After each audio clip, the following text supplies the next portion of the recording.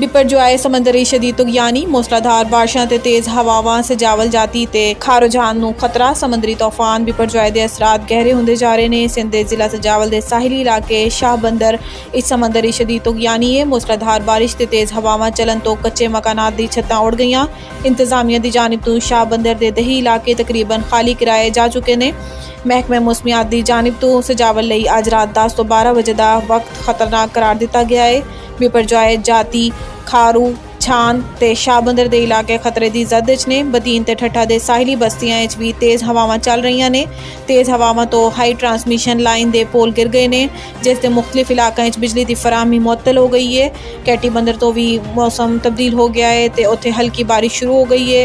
बिपरजॉय दे असरात कराची दे साहिल ते नुमाया। समंदरी शदीद तुगयानी शहर च अज हल्की बारिश का इम्कान। बदीन च 0 पॉइंट गग्गू नखड़ो चक सतावन भगड़ा मेमन समेत साहिल ते आबाद इलाकों तो इनखला मुकम्मल करा लिया गया।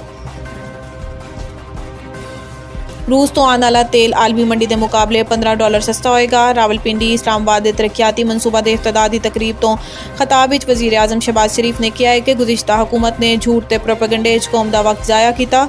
गुज़िश्ता हुकूमत ने IMF तो मुआहिदा तोड़ा तो मुईशत का बेड़ा गर्क किया। असी IMF की तमाम शराइत मनोअन कबूल कीतियां ते उम्मीद है कि IMF तो मुआहिदा हो जाएगा।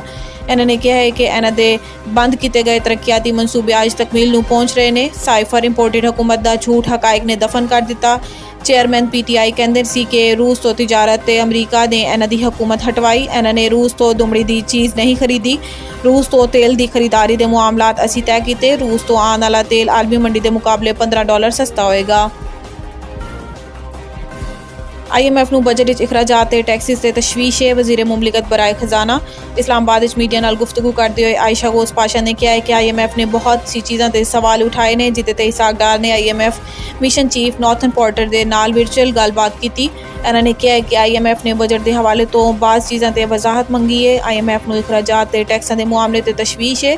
असी IMF नूं बजट की हिकमत अमली ते विजन तो आगाह किया है। IMF ने कहा है कि बजट का मकसद मुआशी ग्रोथ लाना है, ताहम आलमी इदारे दे नाल स्ट्रैटेजिक लैवल ते बातचीत हो रही है।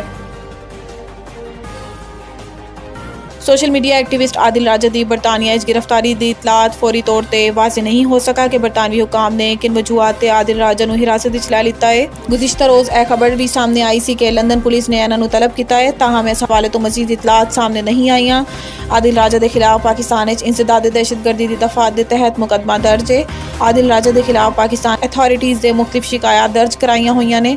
आदिल राजा के खिलाफ ताज़ा तरीन शिकायत 9 मई तो मुतल्लिक की गई सी। आदिल राजा ते इन्हां दे साथियों के खिलाफ रियासत पाकिस्तान मुखालिफ जज्बात उभारने की शिकायत दर्ज है। आदिल राजा का इल्ज़ाम है कि इन्होंने फेक न्यूज़ फैलाई जिसके जरिए रियासत पाकिस्तान को गैर मुस्तहकम करने की कोशिश की गई। लंदन पुलिस ने आदिल राजा की गिरफ्तारी के हवाले तो कोई एलामिया जारी नहीं किया, ताहम जराए ने दस्या है कि इन्होंने लंदन गिरफ्तार कर दिया गया है।